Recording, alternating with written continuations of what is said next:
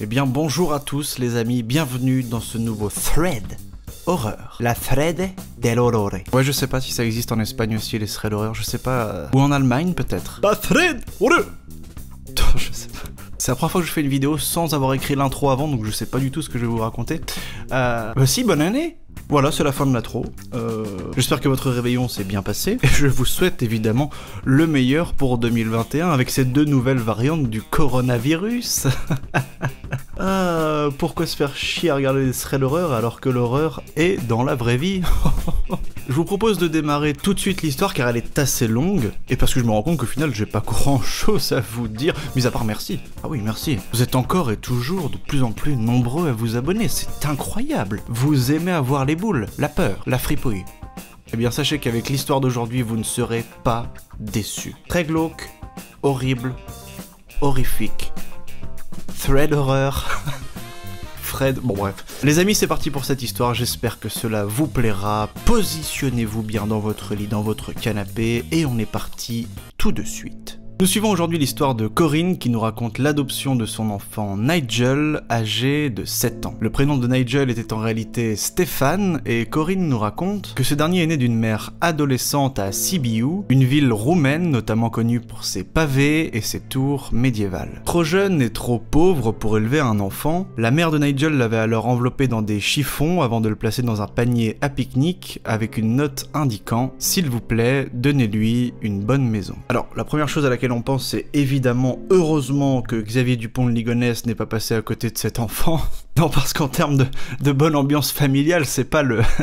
c'est pas le meilleur, quoi. Bref, des années plus tard, un couple d'Américains vivant à Bucarest, qui est donc la capitale de la Roumanie. Oui, j'ai trouvé cette info sur Google, je suis nul à chier en géographie. Bref, un couple d'Américains avait donc adopté l'enfant et l'avait renommé Nigel. Cependant, ces derniers étant décédés un an plus tard, Nigel n'avait d'autre choix que de retourner à l'orphelinat. Je tiens à préciser que sur le thread que j'ai lu, aucun détail n'est fourni concernant le décès du couple d'Américains. Mystère ? Mystère. Toujours est-il que comme les anciens parents de Nigel, Corinne est également américaine et vivait elle aussi à l'époque à Bucarest. Elle nous raconte que lorsqu'elle est arrivée à l'orphelinat, elle fut accueillie par la religieuse principale, également américaine. Eh bah dis donc, beaucoup d'Américains à Bucarest, non? On dirait les influenceurs à Dubaï. Je n'ai plus peur de rien. Corinne nous présente la religieuse comme étant une femme forte et peu aimable. En effet, elle s'est présentée à elle en tant que sœur Louise, tout en lui serrant la main et en gardant un visage très sévère. S'en est suivi d'un geste de la sœur dans sa gueule. Je déconne. S'en est suivi un geste de la sœur vers un escalier branlant pour lui indiquer la direction. Corinne nous explique avoir retenu de cet escalier le grincement de chaque marche à chaque fois qu'elle y posait un pied. Sœur Louise a alors expliqué à Corinne qu'ici, les enfants mangeaient 3 repas par jour afin qu'ils adoptent toujours le meilleur comportement. Bah ouais. Elle parlait toujours avec une autorité glaciale, un ton très disciplinaire qui exigeait de la part des enfants une obéissance sans faille, auquel cas elle s'autorisait à les frapper s'ils avaient un mauvais comportement. Bah ouais. Sœur Louise conduisit alors Corinne dans une salle de classe très sombre, où se trouvait Nigel en train de colorier un livre à son bureau. Quand les deux femmes sont rentrées, Corinne nous explique que les yeux de Nigel se sont alors éclairés et qu'il a lancé un sourire plein d'espoir. L'instinct maternel de Corinne prit alors le dessus et elle posa instinctivement sa main sur sa poitrine. Sœur Louise s'éclaircit alors la gorge et lança à Corinne « Nigel est avec nous depuis 3 ans ». Corinne a alors adopté l'enfant sur le champ. Elle s'attendait alors à quelques obstacles en adoptant ce dernier, étant une mère célibataire, mais à sa grande surprise, la sœur ne lui posa pas plus de questions que ça au moment de signer les papiers. Après s'être occupé de l'administratif, Nigel et Corinne sont alors sortis de l'orphelinat, sous le regard de la sœur Louise qui parut pressée de les voir partir et qui ne prit même pas le temps de dire au revoir à Nigel. Leurs pieds ayant à peine touché le sol, la porte en chaîne de l'orphelinat se claqua et se referma derrière eux. Corinne nous raconte qu'avant de monter dans la voiture, Nigel se lança dans ses bras et lui dit « Je suis tellement content que tu sois ma maman ».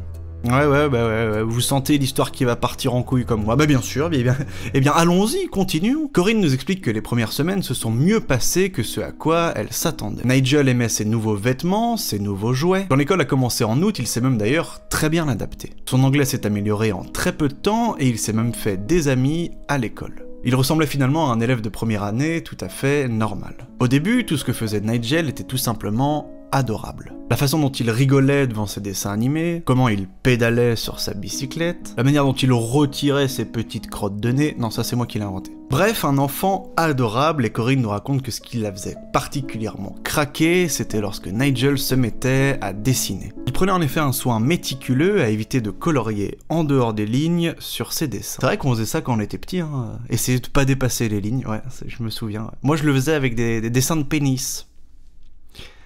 Bref, Corinne nous raconte que l'enfant possède un talent artistique exceptionnel. Il étudiait chaque courbe, chaque ombre, capturant les angles avec la précision d'un virtuose. C'est-à-dire que pendant le cours d'art plastique, pendant que tous les autres enfants faisaient des dessins claqués, comme nous tous, hein, on va pas se mentir, Nigel, lui, produisait des dessins et des peintures aux lignes lisses et élégantes, et aux contrastes et aux ombres impeccables, tel un Botticelli ou un Da Vinci. Plus tard, Nigel a commencé à prendre des cours de violon. Ses progrès étaient si rapides que même sa prof l'observait avec admiration. Pendant que nous jouait Frère Jacques à la flûte, c'était une catastrophe. Nigel s'avère même tellement doué pour le violon qu'en quelques semaines, ses compétences rivalisaient avec celles de sa professeure. Puis un jour, elle démissionna. Elle s'est barrée quoi. Corinne demanda alors à cette dernière ce qu'il n'allait pas, ce à quoi elle lui répondit qu'elle ne voyait tout simplement pas ce qu'elle pouvait lui apprendre de plus. La prof a alors expliqué à Corinne qu'en 2 semaines il avait déjà atteint son niveau de compétence alors qu'elle jouait elle depuis la fin des années 70. On est sur un petit prodige, ou alors sur une prof de violon vraiment nulle.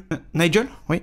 C'est quoi la note que tu as fait là? Un do? Non, ça n'existe pas le do. Non. Tu ne me réponds pas, Nigel, je fais du violon depuis la fin des années 70. Pardon? Nique ta race, Nigel, d'accord? Je démissionne en fait, je me casse. Non mais on sait pas ce qui s'est passé. La seule chose que l'on sait, c'est qu'au fil des semaines, la situation a continué d'évoluer, mais pas dans le bon sens. En effet, un jour, Corinne a demandé à Nigel pourquoi ses amis avaient arrêté de venir après l'école, mais il n'était pas d'humeur à parler. Il s'est alors mis à dessiner à table, ignorant toutes les tentatives de conversation. Il parlait de moins en moins et s'échappait de plus en plus dans ses dessins. Il s'était isolé de ses amis et avait même arrêté de leur rendre visite après l'école. Ses amis de leur côté ne l'invitaient plus chez eux, et aucun d'entre eux n'essayait non plus d'appeler à la maison. Corinne a alors demandé à Nigel ce qui se passait, et ce dernier a tout simplement haussé les épaules en disant « Ces enfants sont ennuyeux de toute façon, qui en a besoin ?»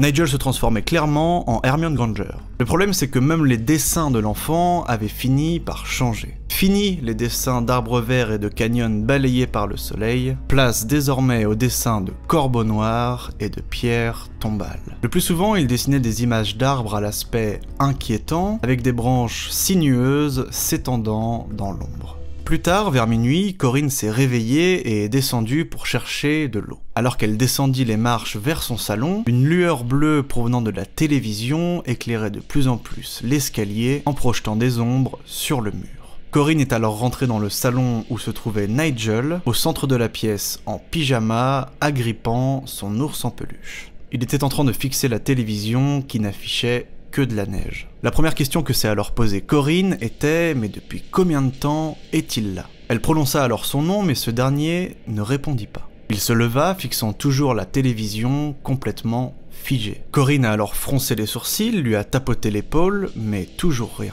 Ses yeux restaient fixés sur la télévision et il ne semblait même pas avoir remarqué la présence de cette dernière. Elle a alors commencé à agiter la main devant ses yeux, mais ce dernier n'a même pas cligné des yeux. Puis soudainement, il s'est retourné vers Corinne, l'a regardée dans les yeux mais avec un regard complètement vide, avant de prononcer dans sa langue maternelle « Jos in iad demoni blestema si urla inspementator ». Alors, j'ai été évidemment traduire sur Google parce que je ne parle pas le roumain, et comment vous dire... Bah vous savez quoi, je vous laisse faire pareil de votre côté. Je vais mettre le texte original en description de cette vidéo, et n'hésitez pas à me dire ce que vous avez trouvé dans les commentaires. Mais sachez que dans tous les cas, c'est pas rassurant.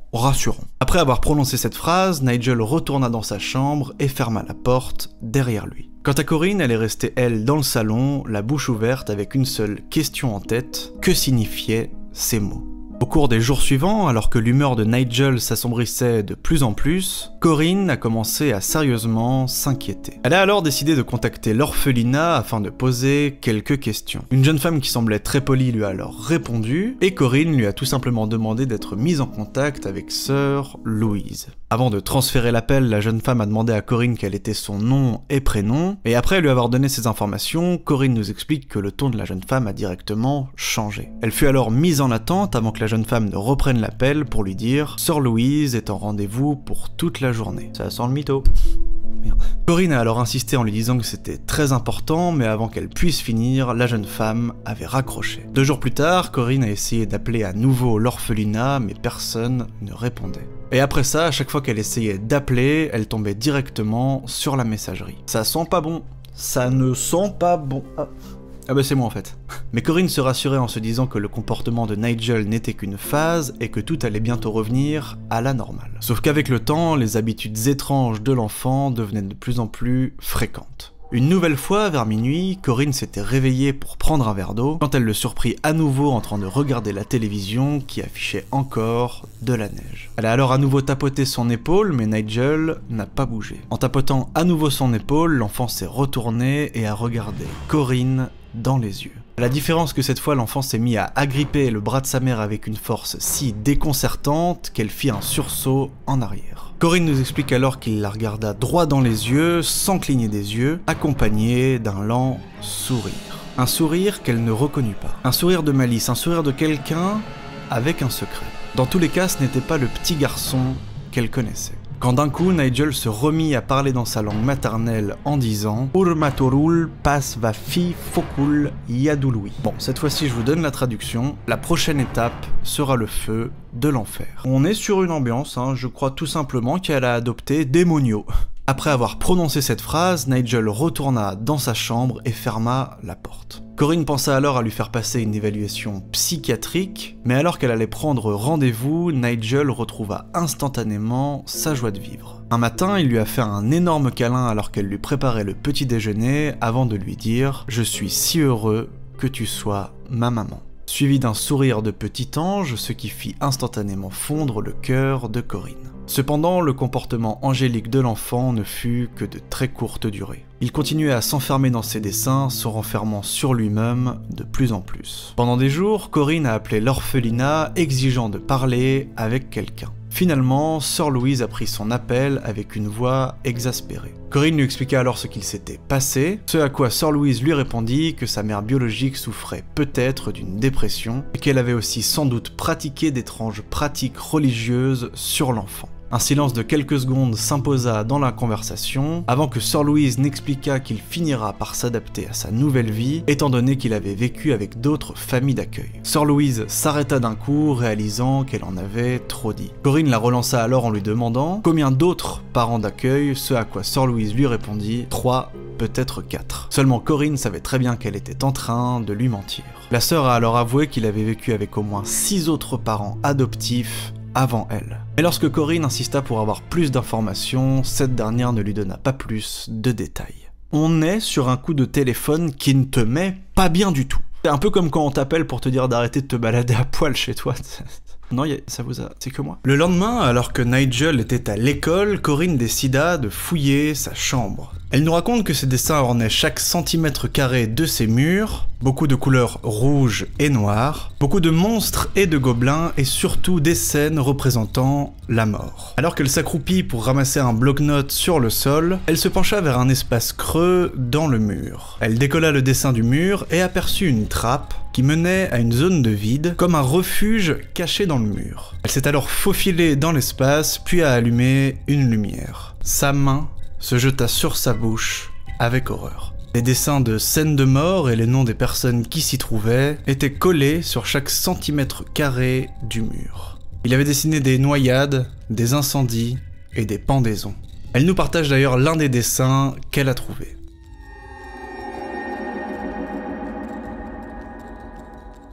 C'est glauque. Là, c'est très glauque. Ses yeux se sont alors tournés vers un dessin inachevé qui était lui séparé des autres. C'était une femme brune qui ressemblait étrangement à Corinne. Cette femme était assise sur une chaise, le dos tourné à lui. Corinne nous raconte qu'elle a alors évité Nigel le reste de la soirée. Tu m'étonnes. Elle s'est mise alors à élaborer un plan. Un soir, très tard, elle est donc descendue dans la cuisine afin de prendre un verre d'eau, et Nigel se trouvait à nouveau dans le salon en train de regarder la télévision statique. Elle a alors à nouveau appelé l'enfant par son nom, mais ce dernier n'a pas réagi. Alors qu'elle commençait à remonter les escaliers, elle a entendu Nigel l'appeler en lui disant « N'allez-vous pas vous demander comment cela s'est passé ?» d'une voix rauque et sinistre. Un peu du genre N'allez-vous pas vous demander comment cela s'est passé ? Corinne lui demanda alors comment quoi s'est passé, mais ce dernier ne répondit rien. Elle demanda alors à Nigel de retourner se coucher, mais ce dernier s'est mis à rire avant de répondre dans sa langue maternelle « Leam pus in cuptor ». Traduction « Ils finiront dans le four ». Et quelque chose me dit qu'on parle pas de mini pizza. Quand tout à coup il se mit à courir vers Corinne, comme s'il sortait d'une sorte de transe. Ses yeux étaient de nouveau bleus et brillants. Il regarda alors Corinne avec un grand sourire en lui disant « Je suis si heureux que tu sois ma maman ». Cet enfant est possédé ? Oh mon dieu, mais appelez un prêtre! Voilà les amis, c'est la fin de ce nouveau thread. On est sur une histoire vraiment terrifiante. Est-ce que l'enfant est possédé? Est-ce que c'est dû à des pratiques dues à sa mère adolescente ou à sœur Louise? Beaucoup de questions qui peuvent se poser. Pourquoi ses amis lui tournent le dos? Pourquoi il s'enferme tellement dans ses dessins? D'où lui viennent tous ses dons? Comme si tout cela lui venait d'une vie antérieure. C'est ça qui m'a plu dans ce thread, c'est que vraiment il y a plein de questions autour de cette adoption. On espère en tout cas pour Corinne que cette situation s'est améliorée. J'ai pas eu le temps d'en parler dans le thread parce que ça faisait un peu long, mais à un moment elle explique qu'elle est allée voir un psychiatre, que ce dernier a fourni des antidépresseurs pour Nigel, mais qu'à chaque fois qu'elle essayait de lui proscrire, il partait dans une espèce de transe, de colère, et elle n'a jamais pu lui administrer les médicaments. Donc un conseil, avant d'adopter, soyez sûr. Voilà, on est sûr, on passe 2-3 semaines en examen, tu vois, une période d'essai, il faudrait. Voilà, en tout cas, merci beaucoup encore à nouveau de regarder autant mes vidéos, ça me fait extrêmement plaisir. Je vous souhaite un excellent début d'année 2021, et je vous dis à la semaine prochaine pour un nouveau thread d'horreur. À bientôt.